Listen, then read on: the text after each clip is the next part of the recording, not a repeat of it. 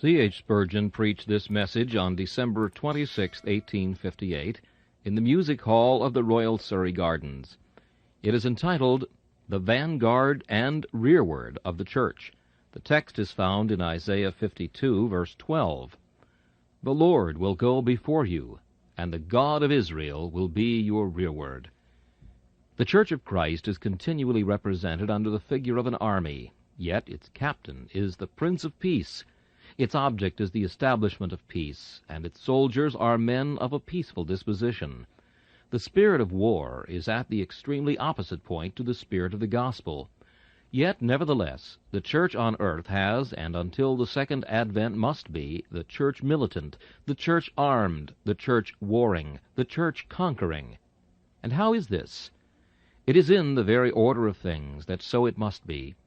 Truth could not be truth in this world if it were not a warring thing, and we should at once suspect that it were not true if error were friends with it.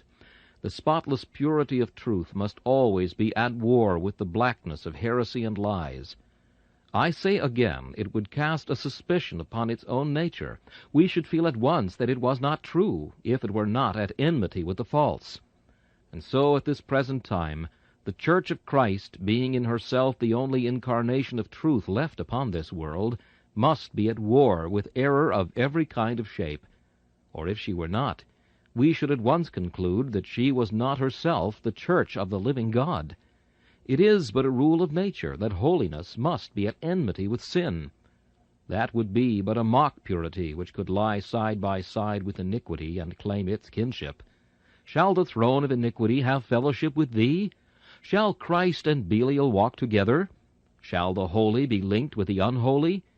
If it were so, beloved, we might then not only suspect that the church was not the holy, universal, and apostolic church, we might not only suspect it, but we might beyond suspicion pronounce a verdict upon her, Thou art no more Christ's bride, thou art an antichrist, an apostate. Reprobate silver shall men call thee, because thou hast not learned to distinguish between the precious and the vile. Thus, you see, if the church be a true church and a holy church, she must be armed. There are so many untrue things and unholy things that she must be perpetually with her sword in her hand, carrying on combat against them. And every child of God proveth by experience that this is the land of war.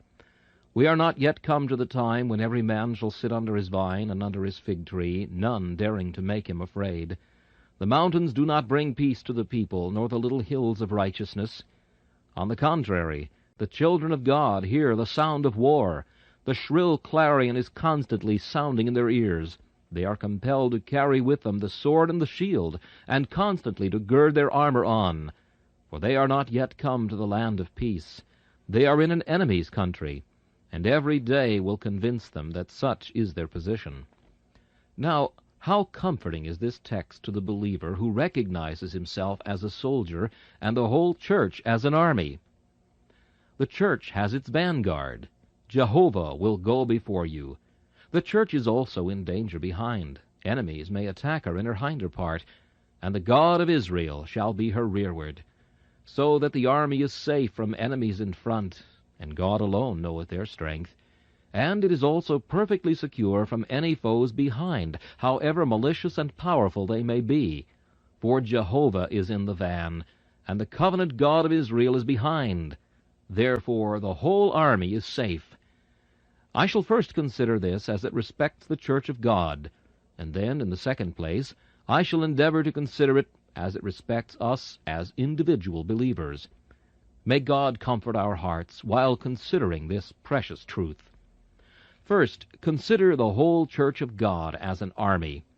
Remember that part of the host have crossed the flood. A large part of the army are standing this day upon the hills of glory, having overcome and triumphed. As for the rear, it stretches far into the future. Some portions are as yet uncreated. The last of God's elect are not perhaps yet in existence.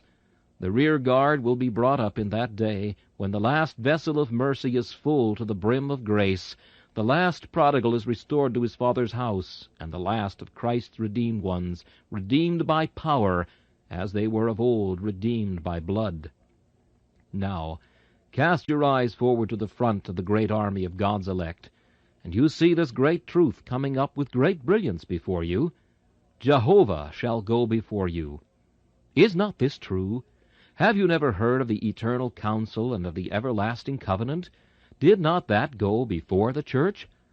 Yea, my brethren, it went before manhood's existence, before the creation of this world that was to be the stage whereon the church should play its part, before the formation of the universe itself, when as yet all things that we now behold were unborn, when God lived alone in solitary majesty without a fellow, when there were no creatures.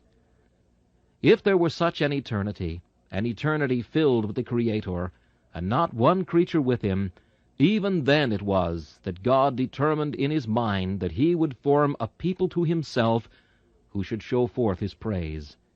It was then that he settled how men should be redeemed. It was then the council of peace was held between the three divine persons, and it was determined that the Father should give the Son, that the Son should give himself, that the Holy Spirit should be the active agent to fetch out all the lost sheep and restore them to the fold. Oh, think, beloved, of that great text which says, His goings forth were of old, even from everlasting. Do not think that the gospel is a new thing. It is older than your hoary mountains, nay, it is older than the firstborn sons of light. Before that beginning, when God created the heavens and the earth, there was another beginning. For in the beginning was the Word, and the Word was with God, and the Word was God. And assuredly, the gospel was ever in the Word, for Jesus was set up from everlasting as the great head of the covenant of grace. Behold, then, the glorious Jehovah in the Trinity of his persons, treading the pathless depths of eternity, that a way for his elect might be prepared herein. He has gone before us. Take another view of the case. Jehovah shall go before you. Has he not gone before his church in act and deed? Perilous has been the journey of the church from the day when it first left paradise even until now. When the church left paradise, I say, for I believe that Adam and Eve were in the church of God, for I believe that both of them were redeemed souls, chosen of God and precious. I see God give the promise to them before they leave the garden, and they go out from the garden, the church of God. Since that time, what a path has the church had to tread, but how faithfully has Jehovah led the way. We see the floods gather round about her, but even then she flowed safely in the ark which Jehovah had provided for her beforehand, for the Lord has gone before her. I see the church going out from Ur of the Chaldees. It is but a little church, with the patriarch Abraham at its head. I see that little church dwelling in an enemy's country, moving to and fro. But I observe how the Lord is its constant leader. When they went from one nation to another, from one kingdom to another people, he suffered no man to do them wrong. Yea, he reproved kings for their sakes, saying, Touch not mine anointed, and do my prophets no harm. I see the church afterwards going down to the land of the cruel Pharaohs. It was a black part of her pilgrimage, for she was going to the lash of the taskmaster, and to the heat of the burning fiery furnace. But I see Joseph going down before, Jehovah's great representative. Joseph goeth down into Egypt, and he saith, God sent me before you to provide a place for you in the time of famine. So sings the psalmist. He sent a man before them, even Joseph, who was sold for a servant, whose feet they hurt with fetters. He was laid in iron, until the time that his word came. The word of the Lord tried him. The king sent and loosed him, even the ruler of the people, and let him go free. He made him the lord of his house, and ruler of all his substance, to bind his princes at his pleasure, and teach his senators wisdom. Israel also came into Egypt, and Jacob sojourned in the land of Ham. But now the church has come up out of Egypt, and God goes before her still, but made his own people to go forth like sheep, and guided them in the wilderness like a flock. And he led them on safely, so that they feared not. But the sea overwhelmed their enemies. The Red Sea is before them. Jehovah goes in front and dries up the sea. The desert must then be trodden. Jehovah marches in front and scatters manna with both his hands. He splits the rock and sends out a living stream. For 40 years the church wanders there. Jehovah is with them. The fiery cloud pillar leads them all their journey through.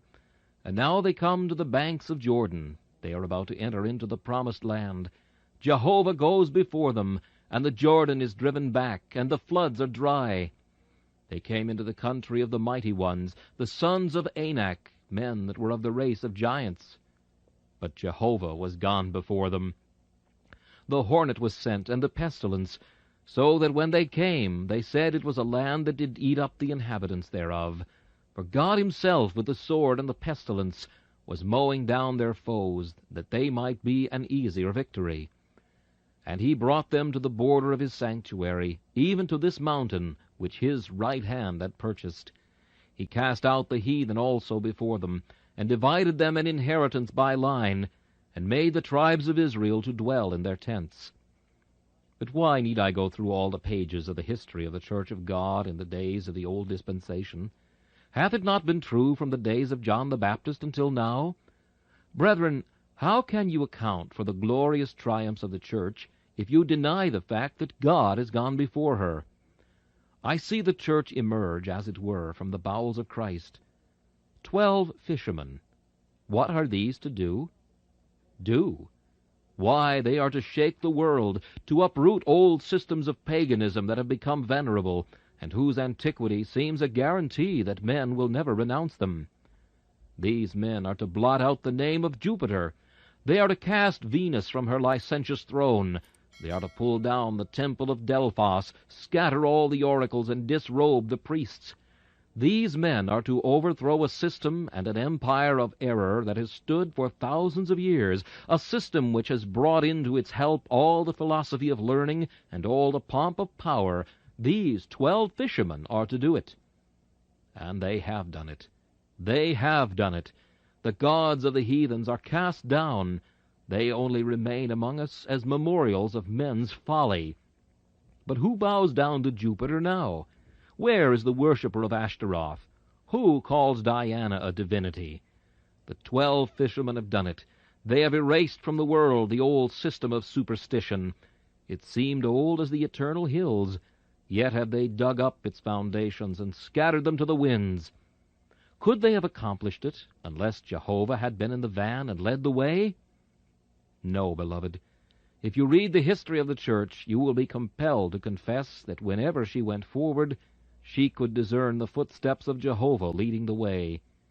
Our missionaries in these later times tell us that when they went to the South Seas to preach the gospel, there was an evident preparedness in the minds of the people for the reception of the truth. And I believe that at this time, if the Church were true to herself, there are nations and people and tribes that are just in the condition of the ancient Canaanites. The hornet is among them, making way for the Lord's army to win an easy conquest. But sure I am that never minister ascends the pulpit, if he be a true minister of Christ. Never missionary crosses the sea, never Sunday school teacher goes to his work, but that Jehovah goes before him to help him if he goes in earnest prayer and constant faith. If I were a poet, I think I have a subject that might suggest a grand epic poem. The march of the Church through the world, with Jehovah in her forefront. See, when first she comes forth, the kings of the earth stand up, and the rulers take counsel together against the Lord and against his anointed. Alas, poor Church, what is now thy fate? But I hear a voice ahead. What is it? It is a laugh. Who laughs? Why, the leader of the army laughs. He that sitteth in heaven shall laugh at them. The Lord shall have them in derision. And shall we that are behind be mourning? Shall the Church tremble? Let her call to mind the days of old, and comfort herself that the breaker has gone up before her, and the king at the head of her. But the enemy approaches. They bring out the rack, the bloody sword, the burning faggot. The march of the Church lies through the flames. The floods must be forded. Torments must be endured. Did the Church ever stop a moment in its march for all the martyrdoms that fell upon her like drops of a fiery shower? Never, never did the Church seem to march on with feet so ready, Never were her steps so firm as when she dipped her foot each time in blood, and every moment passed through the fire. It was the marvel of those days that men were better Christians then, and more willing to make a profession of Christ than they are even now. And whereas this seems to be the day of cravens, the time of persecution was the age of heroes, the time of the great and the bold. And why? Because God had gone beforehand with his church, and provided stores of grace for stores of trouble, shelter and mercy for tempests, abundance of strength for a superfluity of trial. Happy is the church, because God has gone before her, whether it were over the tops of the mountains, where her pastors fell frozen by the cold, or whether it were in the depths of the dungeon, where her confessors expired upon the rack, whether it were in the flame or at the block. Everywhere God went before his church, and she came forth triumphant, because her great vanguard had cleared the way. And now, beloved, we come to the sweet part of the text, which says, "And the God of Israel shall be the rearward." The original Hebrew is, "God of Israel shall gather you up." Armies in the time of war diminish by reason of stragglers, some of whom desert, and others of whom are overcome by fatigue. But the army of God is gathered up. None desert from it if they be real soldiers of the cross, and none drop down upon the road. The God of Israel gathers them up. He who goes before, like a shepherd before the flock, providing pasture for them, comes behind that he may gather the lambs in his arms, that he may gently lead those that are with young. The God of Israel is your rearward. Now the Church of Christ has been frequently attacked in the rear. It often happens that the enemy, tired of opposing the onward march by open persecution, attempts to malign the church concerning something that has either been taught or revealed or done in past ages. Now the God of Israel is our rearward. I am never at trouble about the attacks of infidels or heretics, however vigorously they may assault the doctrines of the gospel. I will leave them alone. I have no answer for their logic. If they look to be resisted by mere reason, they look in vain. I have the simple answer of an affirmation, grounded upon the fact that God had said it. It is the only warfare I will enter into with them. If they must attack the rear, let them fight with Jehovah himself. If the doctrines of the gospel be as base as they say they are, let them cast discredit upon God who revealed the doctrines. Let them settle the question between God's supreme wisdom and their own pitiful pretensions to knowledge. It is not for Christian men to fear about the rear of the church. The doctrines of the gospel, which are like the heavy baggage carried in the rear, or like the great guns kept behind against the time when they are wanted in the hour of battle, these are quite safe. The Amalekites may fall upon the stuff, or the Philistines may attack the ammunition. All is safe, for God is in the rearward. And let them but appear against our rear, and they shall instantly be put to the rout. But I am thinking that perhaps the later trials of the church may represent the rearward. There are to come, perhaps, to the church, in days that are approaching, fiercer persecutions than she has ever known. We cannot tell. We are no pretenders to prophecy, but we know that it always has been so with the church. A time of prosperity, and then a period of persecution. She has a Solomon, and she reigns in all her glory under his shadow. But in after years, Antiochus oppresses her, and she needs a Judas Maccabeus to deliver her. Perhaps we are living in an age too soft for the church. The Capuan holidays that ruined the soldiers of Hannibal may ruin the church now. Ease and lack of persecution may put us off our guard. Perhaps there may come yet fiercer times for us. I know not what is meant by the battle of Armageddon, but sometimes I fear we are to expect trouble and trial in years to come. But certain I am, however fierce those troubles shall be, that God, who has gone before his church in olden times, will gather up the rear, and she who has been Ecclesia Victrix, the church, the conqueror, will still be the same, and her rear shall constitute at last a part of the church triumphant, even as already glorified.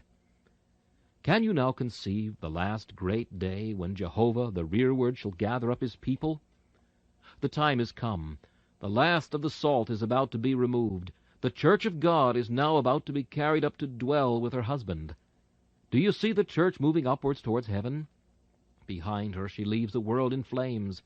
She sees the earth destroyed. God removes it as a shepherd's tent. The inhabitants thereof are gone, and the tent must be folded up. As a vesture shall they be folded up, and they shall be changed. But between the church and a blazing world, between the church and the terrible destruction of hell, there is the bright pillar of God's presence, black to his enemies behind, but bright to his church in front. The close of the great dispensation of the mediator shall be that the God of Israel shall be all in all. His church shall be completely safe. He shall have gathered up all things in one, whether they be things in heaven or things on earth. Then shall the sonnet of the poet be more than fulfilled to the rejoicing and perfected church. Daughter of Zion, awake from thy sadness, awake, for thy foes shall oppress thee no more. Bright o'er the hills dawns the day-star of gladness. Arise, for the night of thy sorrow is o'er. Strong were thy foes, but the arm that subdued them and scattered their legions was mightier by far. They fled like the chaff from the scourge that pursued them. Vain were their steeds and their chariots of war. Daughter of Zion, the power that hath saved thee, extolled with the harp and the timbrel should be. Shout, for the foe is destroyed that enslaved thee. The oppressor is vanquished, and Zion is free. Let us turn now to the second part of the sermon. Two troubles present themselves, the future and the past. We have had mercies, but still we find this house of our pilgrimage is not an abiding city, not a mansion of peace and comfort. Perhaps we are trembling to go forward. Foreseeing trouble, we know not how we shall be able to endure to the end. We are standing here, pausing for a while, sitting down upon the stone of our Ebenezer to rest ourselves, gazing dubiously into the future, saying, Alas, what shall I do? Surely I shall one day fall by the hand of the enemy. Brother, arise, arise! Anoint your head and wash your face, and fast no longer. Let this sweet morsel now cheer you. Put this bottle to your lips, and let your eyes be enlightened. The Lord Jehovah will go before you. He has gone before you already. Your future path has all been marked out in the great decrees of his predestination. You shall not tread a step which is not mapped out in the great chart of God's decree. Your troubles have been already weighed for you in the scales of his love. Your labor is already set aside for you to accomplish by the hand of his wisdom. Depend upon it. Your times of trial and of grief, your times of joy and sweet relief, all shall come and last and end, as shall please your heavenly friend. Remember, you are not a child of chance. If you were, you might indeed fear. You will go nowhere in the days ahead except where God shall send you. You shall be thrust into the hot coals of fire, but God shall put you there. You shall perhaps be much depressed in spirit, but that heaviness shall be for your good, and shall come from your Father. You shall have the rod, but it shall not be the rod of the wicked. It shall be in God's hand. Oh, how comfortable the thought that everything is in the hand of God, and that all that may occur to me during the future years of my life is foreordained and overruled by the great Jehovah, who is my Father and my friend. Now, stop, Christian, a moment, and realize the idea that God has gone before, mapping the way. And then let me ask you, if you could now this morning be allowed to draw a fresh map, would you do it? If he should condescend to say, Now your circumstances next year shall be just what you like. You shall have your own way and go your own route to heaven. Would you dare, even with God's permission, to draw a new chart? If you should have that presumption, I know the result. You would find that you had gone the wrong way. You would soon be glad enough to retrace your steps, and with many tears you would go to your heavenly Father and would say, My Father, I have had enough to do with the helm of this ship. It is hard work to hold it. Do what thou wilt with it. Steer which way thou pleasest, though it be through the deepest floods and the hottest flame. I am weary. I sleep at the tiller. I cannot guide the ship. My tears fall fast from my eyes. For when I think to be wise, I find myself to have committed folly. When I thought I was promoting my own advantage in my scheme, I find that I am rushing into a sea of losses. God, then, has gone before you in the decree of his predestination. And recollect, God has gone before you in all your future journey in the actual preparations of his providence. I do not think I am capable this morning, for my mind seems to wander far more than I could desire, of sketching how it is, but so it is, that God always makes a providence beforehand ready for his people when they get to the place. My God does not hastily erect a tent over me when I come to a certain spot. No, he builds an inn of mercy, and before I get there he provides a bed of comfort, and stores up the old wines of grace, that I may feast upon them. And all this is done long before I come to the actual necessity. None of us can tell how the future leans on the past, how a simple act of today shall bring about a grand event in 100 years. We do not know how the future lies in the bowels of the past, and how what is to be is the child of that which is. As all men spring from their progenitors, so the providence of today springs from the providence of 100 years past. The events of next year have been forestalled by God in what he has done this year and years before. I am certain of this, that on the road I am to travel in the days ahead, everything is ready for me. I am not going a road of hills and deep valleys, but I have heard the voice of one crying in the wilderness, "Prepare ye the way of the Lord, make straight in the desert a highway for our God. Every valley shall be exalted, and every mountain and hill shall be made low, and the crooked shall be made straight, and the rough places plain. And the glory of the Lord shall be revealed, and all flesh shall see it together, for the mouth of the Lord hath spoken it. I will open rivers in high places, and fountains in the midst of the valleys. I will make the wilderness a pool of water, and the dry land springs of water. And I will bring the blind by a way that they knew not.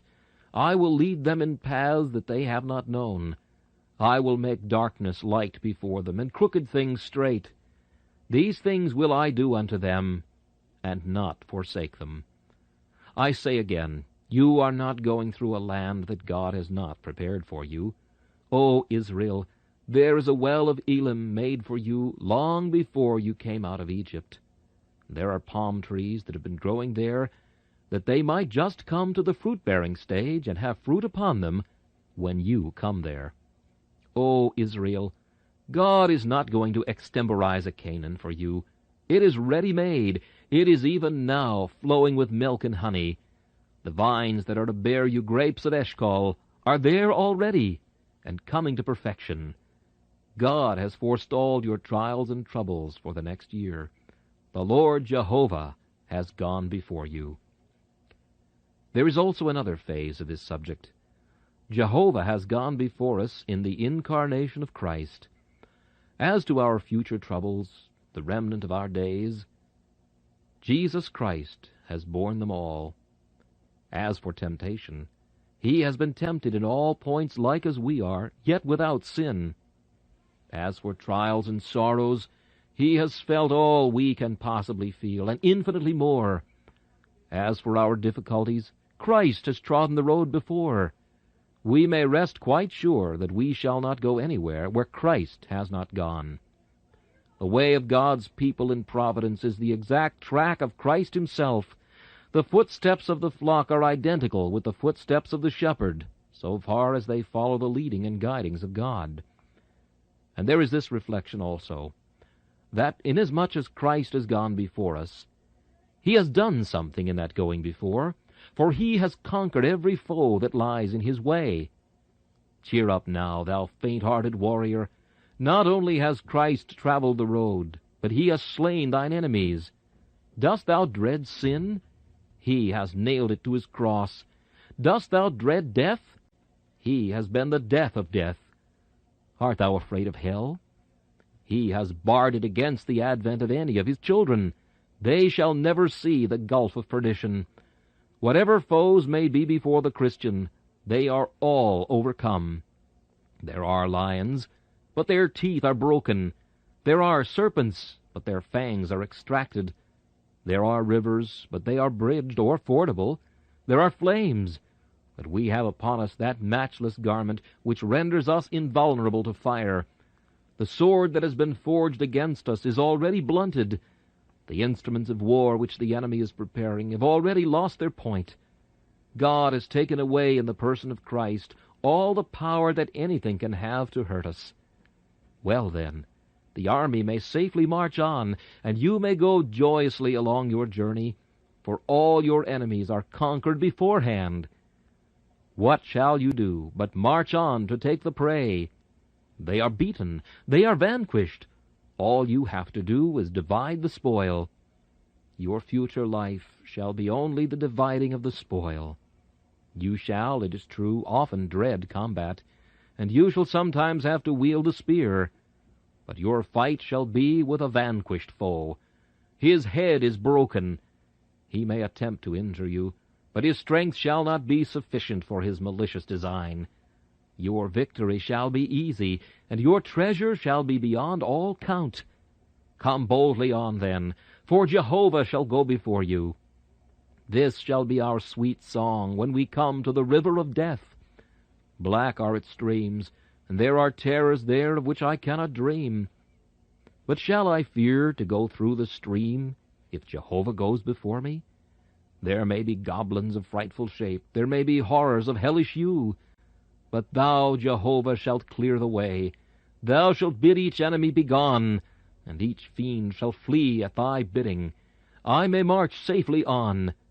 So confident would I feel in this great vanguard, that shouldst thou bid me go through hell itself, I need not fear all the terrors of the place of doom. For if Jehovah went before, he would tread out even to the last spark the fire. He would quench even to the last flame that burning. And the child of God might march safely through the flame that had been quenched, and the ashes that were extinguished. Let us, therefore, never be troubled about the future. It is all safe, for Jehovah has gone before. Now I hear one say, "The future seldom troubles me, sir. It is the past, what I have done and what I have not done, the years that are gone, how I've sinned, and how I have not served my master as I ought. These things grieve me, and sometimes my old sins start up in my recollection and accuse me. What? Shalt thou be saved, say they? Remember us. And they spring up in number like the sands of the sea.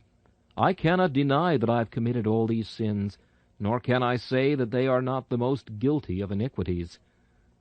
Oh, it is the rearward that is most unsafe. I dread most the sins of the past. Oh, beloved, the God of Israel shall be your rearward. Notice the different titles. The first is the Lord, or properly Jehovah. Jehovah will go before you. That is the I Am, full of omniscience and omnipotence. The second title is God of Israel. That is to say, the God of the covenant. We want the God of the covenant behind, because it is not in the capacity of the I Am, the omnipotent, that we require him to pardon sin, to accept our persons, to blot out the past, and to remove iniquity by the blood of Christ. It is as the God of the covenant that he does that. He goes behind. Here he finds that his child has left a black mark, and he takes that away. Here he finds a heap of rubbish, a mass of broken good works, and here another load of evil, of filth, and he carefully removes all, so that in that track of his children there is not a spot or a blemish. And though they have trodden the road, the most observant of their foes at the last great day shall not be able to find that they have done any mischief on the journey, or one wrong thing in all their march. For the God of Israel hath so swept the way that he has taken away their iniquities, and cast their sins behind his back. Now let me always think that I have God behind me as well as before me. Let not the memories of the past, though they cause me grief, cause me despair. Let me never bemoan because of past trial or past bereavement. Let me never be cast down on account of past sin. But let me look to Christ for the pardon of the past, and to God for the sanctification of my past troubles. Let me believe that He who has cleared the way before me has removed all enemies from behind me, that I am and must be perpetually safe. And now, are there any here today whose hearts God hath touched, who desire to join this great army? Have I one here who has been enlisted in the black army of the devil, and has long been fighting his way against God and against right? I pray that he may be compelled this day to ground his arms and surrender at discretion to God. Sinner, if the Lord inclines thine heart this day to yield up thyself to Him, the past shall all be blotted out. God shall be thy rearward. As for thy innumerable sins, leave them to Christ. He will make short work of them. By His blood He will slay them all. They shall not be mentioned against thee forever. And as for the future, thou chief of sinners, if now thou enlistest in the army of Christ by faith, thou shalt find the future shall be strewn with the gold of God's grace, and the silver of His temporal mercies.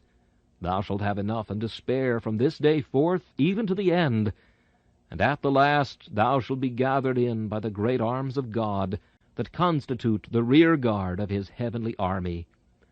Come, ye chief of sinners, come away to Christ. He now invites you to come to Him. He asks nothing of you as a preparation. Christ's regiment is made up of men that are in debt and are discontented. The ragtag of the world Christ will take. The scum, the dross, the offal of the universe Christ loves. The sweepings of our dens of iniquity, the very leavings of the devil's mill, Christ is willing to receive. The chief of sinners, those who have been ministers in guilt, abortions of iniquity. Come to Him. Lay hold of Him by faith. Look to Him as He hangs upon the tree. Believe in His merits. And then shall this promise be yours, with innumerable others that are rich beyond all estimation. And you shall rejoice that Jehovah is gone before you, and that the God of Israel shall be your rearward.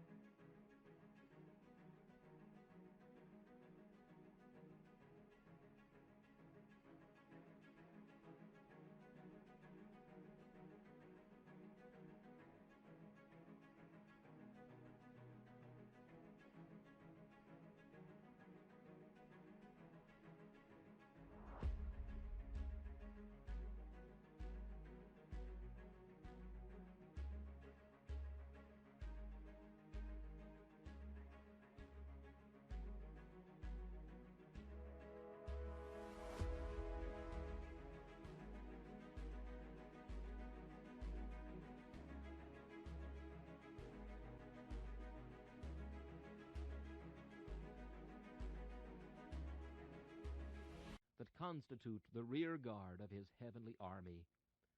Come, ye chief of sinners, come away to Christ. He now invites you to come to him. He asks nothing of you as a preparation. Christ's regiment is made up of men that are in debt and are discontented. The ragtag of the world Christ will take. The scum, the dross, the offal of the universe Christ loves.